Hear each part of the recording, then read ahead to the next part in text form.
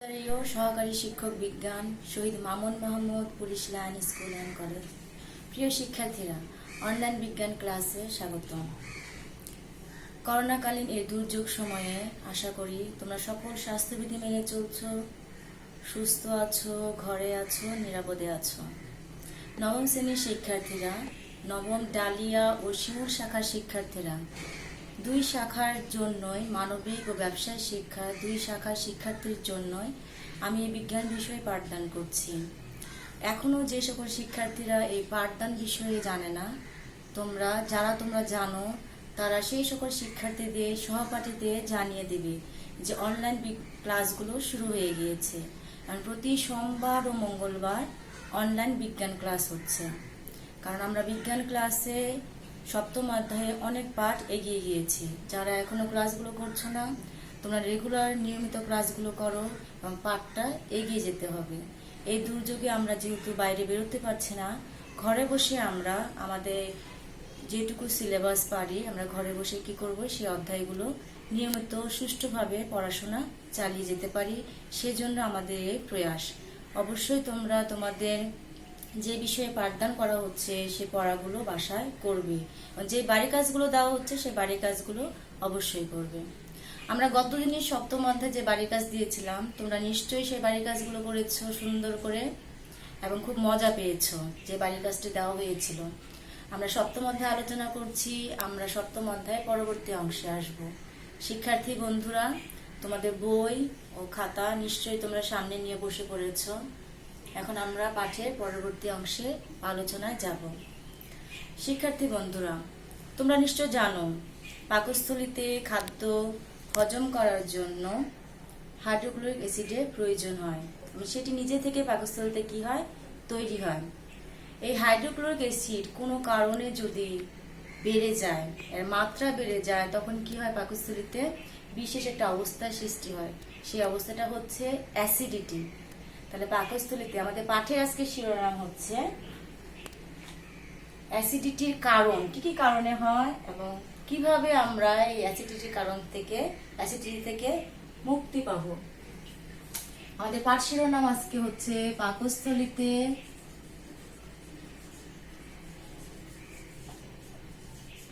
অ্যাসিডিটির কারণ।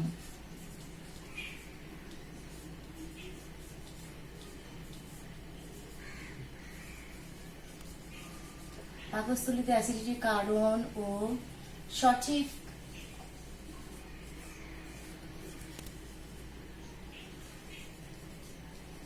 খাদ্য নির্বাচন।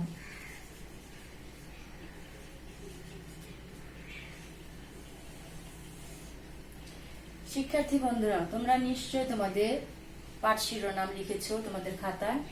প্রথমে আমরা জানবো অ্যাসিডিটি কি। অ্যাসিডিটি কি? এই কি মানে কাকে বলে?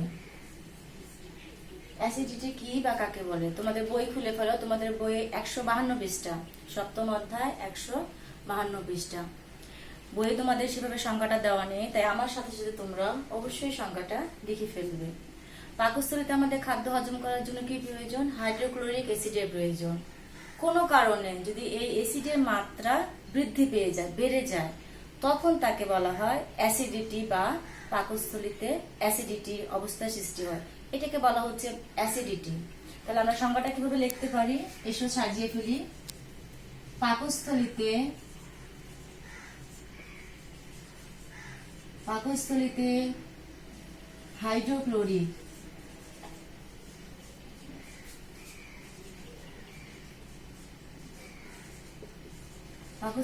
হাইড্রোক্লোরিক অ্যাসিডের পরিমাণ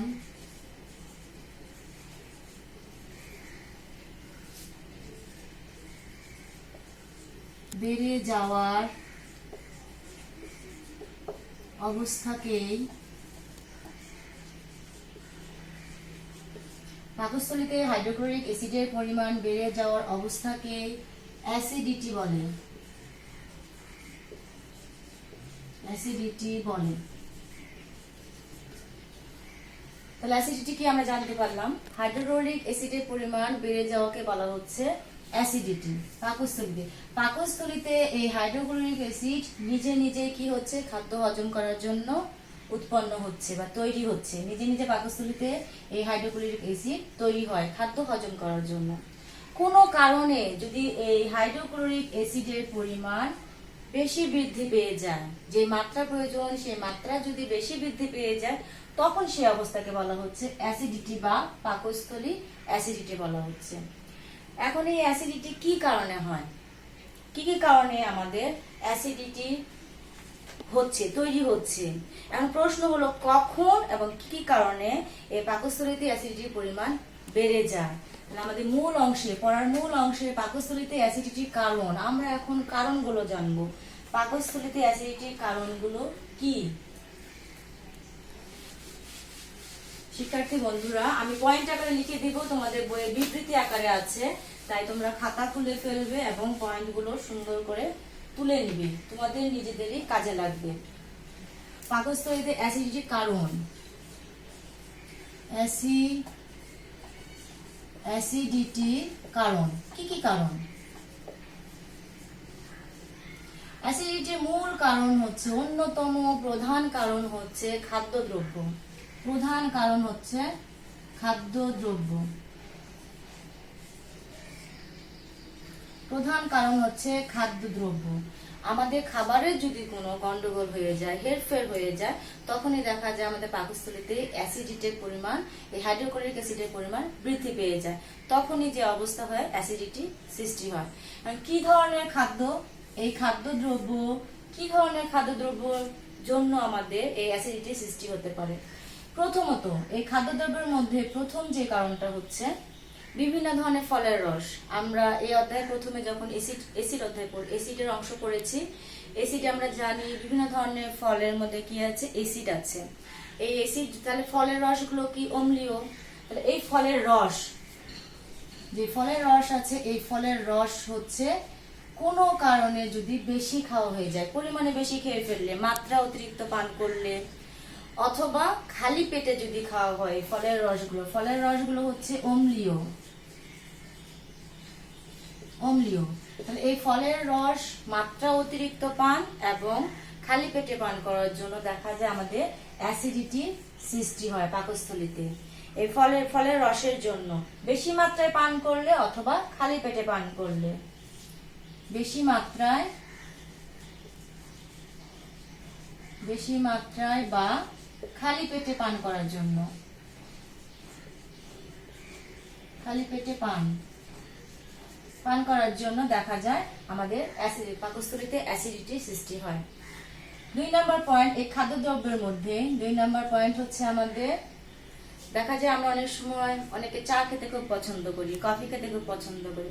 মাত্রা অতিরিক্ত চা বা কফি জাতীয় পানীয়, চা বা কফি যদি আমরা মাত্রা অতিরিক্ত পান করি, চা বা কফি জাতীয় এই পানীয়গুলো যদি আমরা মাত্রা অতিরিক্ত পান করি, দেখা যায় এগুলো আমাদের পাকস্থলীতে গিয়ে অ্যাসিডিটি সৃষ্টি করতে পারে।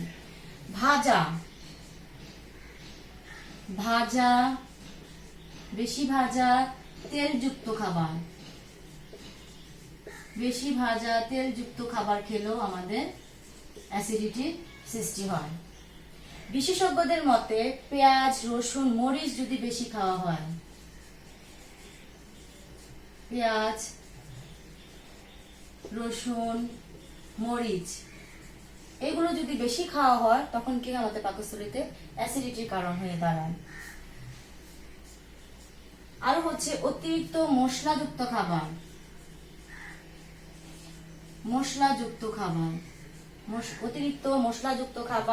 চকলেট যদি বেশি খাওয়া হয়, ডার্ক চকলেট,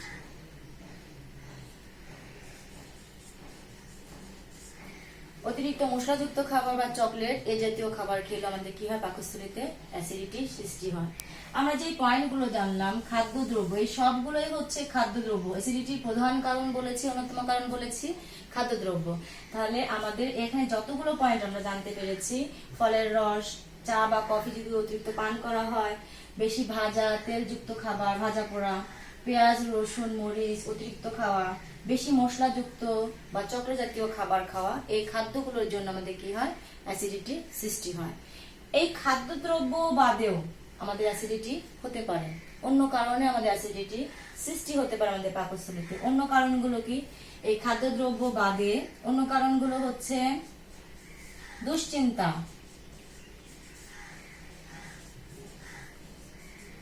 খাদ্যদ্রব্য বাদে অন্য কারণগুলো হচ্ছে দুশ্চিন্তা। যদি অনেক সময় দুশ্চিন্তা করা হয়, ওই দুশ্চিন্তার জন্য কি হয়, আমাদের পাকস্থলীতে অ্যাসিডিটির সৃষ্টি হতে পারে। 2 নম্বর হচ্ছে সময় মতো বা নিয়মিত না খাওয়া। সময় মতো নিয়মিত খাবার না খাওয়া,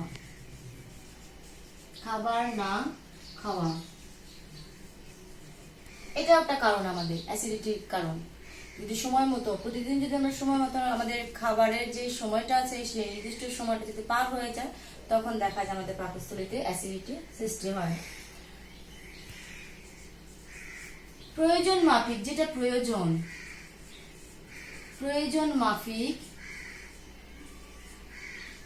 মাফিক ঘুম না হওয়া, এটা একটা কারণ আমাদের যে প্রয়োজন, নির্দিষ্ট সময় প্রয়োজন ঘুমানোর, সেই ঘুমটা যদি না হয়, সেটা আমাদের অনেক সময় দেখা যায় অ্যাসিডিটির কারণ হতে পারে। লাস্ট পয়েন্ট, যেটা কখনো কখনো ব্যাকটেরিয়া সংক্রমণ হয়। ব্যাকটেরিয়া সংক্রমণের কারণেও অনেক সময় আমাদের কি হতে পারে, অ্যাসিডিটি হতে পারে। তাহলে আমাদের পাকস্থলীতে যে অ্যাসিডিটির কারণগুলো জানলাম, অন্যতম কারণ হচ্ছে খাদ্যদ্রব্য, এবং খাদ্যদ্রব্যের মধ্যে কি কি খাদ্যদ্রব্য আমাদের মাত্রা অতিরিক্ত খাওয়া যাবে না, সেগুলো আমরা জানতে পারলাম। খাদ্যদ্রব্য বাদে আমাদের কি আছে, দুশ্চিন্তা করলে, সময় মতো নিয়মিত খাবার না খেলে, প্রয়োজন মাফিক ঘুম না হওয়া, এবং কখনো কখনো ব্যাকটেরিয়া সংক্রমণের কারণে কি হতে পারে, আমাদের অ্যাসিডিটি হতে পারে। পাকস্থলীতে কি কারণে অ্যাসিডিটি হতে পারে আমরা জানতে পারলাম। এখন তোমরা নিশ্চয় বলতে পারবে যে কি কি কারণে অ্যাসিডিটি হয় বা অ্যাসিডিটি হওয়ার কারণগুলো কি। এখন এই যে আমরা কারণগুলো জানতে পারলাম অ্যাসিডিটির হাত থেকে আমরা কিভাবে মুক্তি পাবো, রেহাই পাবো কিভাবে, তোমরা নিজেরাও এখন বলতে পারবে। যেহেতু আমরা যে খাদ্যদ্রব্যগুলো জেনেছি, এই খাদ্যদ্রব্যগুলো আমরা যদি সাবধানতা অবলম্বন করি, তাহলে আমরা খুব সহজে কি করবো, এই অ্যাসিডিটির হাত থেকে মুক্তি পাবো। তাহলে আমাদের এর পরের অংশটা হবে সঠিক খাদ্য নির্বাচন, মানে কিভাবে সঠিক খাদ্য নির্বাচন করে আমরা অ্যাসিডিটির হাত থেকে রেহাই পাবো বা রক্ষা পাবো। তাহলে কি কি উপযুক্ত খাদ্য নির্বাচন করে আমরা অ্যাসিডিটির হাত থেকে রক্ষা পাবো। প্রথম যেটা বললাম, খাদ্যদ্রব্য, খাবার, যে খাবারগুলো খাচ্ছি, এই যেই খাবারগুলো খেলে আমাদের অ্যাসিডিটি সৃষ্টি হতে পারে, খালি পেটে খেলে বলেছি, মাত্রা অতিরিক্ত খেলে। তাহলে এই যে ফলের রস বেশি মাত্রায় খাওয়া, খালি পেটে খাওয়া না। প্রথম পয়েন্ট যেটা হবে, আমি লিখছি না, তোমাদের বই এটা আছে, প্রথমত দ্বিতীয়ত করে, যে 153 পৃষ্ঠায় দেখো তোমরা, 153 পৃষ্ঠায় আছে বেশি মাত্রায় বা খালি পেটে। তাহলে এই ফলের রস যেহেতু অম্লীয় আমরা জানি, তাহলে ফলের রস খেলে আমরা জানি আমাদের অ্যাসিডিটি সৃষ্টি হতে পারে। তাহলে আমরা বেশি মাত্রায় কখনোই পান করব না, খালি পেটে পান করব না। প্রয়োজন হলে যে খাদ্যদ্রব্যের জন্য আমাদের অ্যাসিডিটি সৃষ্টি হচ্ছে, সেই খাদ্যদ্রব্য আমরা কি করব, নির্দিষ্ট সময়ের জন্য বিরত রাখবো, তাহলে আমাদের অ্যাসিডিটির হাত থেকে আমরা রেহাই পাবো। তাছাড়া এই যে খাদ্যদ্রব্যগুলো খাচ্ছি, কিছু কিছু খাদ্যদ্রব্য আছে ক্ষারীয় অথবা ক্ষারধর্মী, যে খাদ্যদ্রব্যের জন্য আমাদের অ্যাসিডিটি সৃষ্টি হচ্ছে অম্লীয়। আমরা জানি, আমরা যেহেতু অ্যাসিডের অংশ আমরা পড়েছি, যে অম্ল ক্ষার একটা এটার সঙ্গে বিক্রিয়া করে কি করে, প্রশমিত করে দেয়, একটা ধর্মকে প্রশমিত করে দেয়। ফলের রসগুলো অম্লীয়, তাহলে আমরা ক্ষারধর্মী যদি কোনো খাবার খাই, তাহলে কি করবে, অ্যাসিডের ধর্মকে প্রশমিত করে দেবে, আমরা অ্যাসিডের হাত থেকে রেহাই পাবো। তাহলে ক্ষারধর্মী খাদ্যদ্রব্য, ক্ষারীয় বা ক্ষারধর্মী, ধর্মী খাদ্যধর্মী যে খাদ্যদ্রব্যগুলো আছে, এই খাদ্যদ্রব্য যদি গ্রহণ করা হয়, এই খাদ্যদ্রব্য যখন আমরা গ্রহণ করব, তখন আমরা অ্যাসিডিটির হাত থেকে রেহাই পাবো বা রক্ষা পাবো। কি ধরনের খাদ্যদ্রব্য? যেমন কিছু শাকসবজি আছে, ব্রোকলি, পুঁই শাক, পালং শাক, তারপর গাজর, শিম, বিট, লেটুস পাতা, মাশরুম, ভুট্টা, আলু, ফুলকপি, এই শাকসবজিগুলো খেলে দেখা যাবে এগুলো হচ্ছে খাদ্যধর্মী, আমাদের অ্যাসিডিটির হাত থেকে কি করছে, রেহাই করছে বা অ্যাসিডিটি থেকে রক্ষা করছে। খাদ্যশস্য, প্রথমটা বললাম যে খাদ্যদ্রব্য, এখন হচ্ছে খাদ্যশস্য, যেমন ডাল, তারপর হচ্ছে মিষ্টি ভুট্টা, এই খাদ্যশস্যগুলো খাদ্যধর্মী, এগুলো খেলে আমাদের অ্যাসিডিটির হাত থেকে আমরা রেহাই পাবো। এছাড়াও আছে দুগ্ধ জাতীয় খাবার, যেমন সয়া মাখন, সয়া দুধ, বাদাম দুধ, মাখন, দুধের তৈরি মাখন, ছাগলের দুধ থেকে তৈরি মাখন, এগুলো খেলে কি হবে, আমরা অ্যাসিডিটির হাত থেকে রেহাই পাবো, কারণ এগুলো হচ্ছে খাদ্যধর্মী, অ্যাসিডিটি কমাতে সাহায্য করে। তাছাড়াও আছে বাদাম, সবুজ চা, আদা চা, হার্বাল চা, এই খাবারগুলো হচ্ছে খাদ্যধর্মী, এই খাবারগুলো আমাদের অ্যাসিডিটির হাত থেকে অ্যাসিডিটি কমাতে কি করবে, সাহায্য করবে।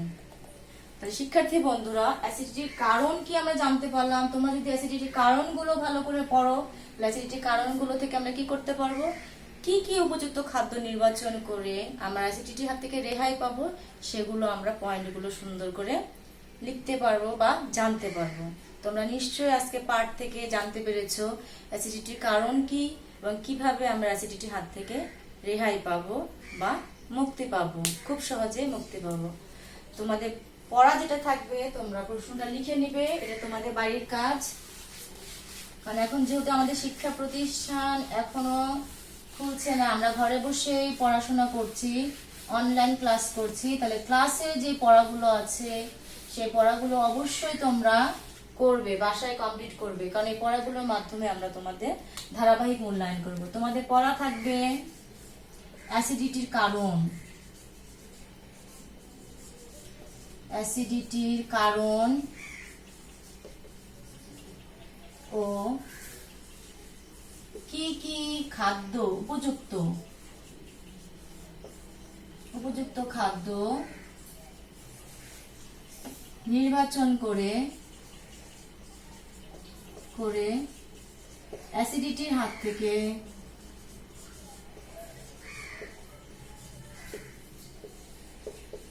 থেকে রেহাই পাওয়া যায়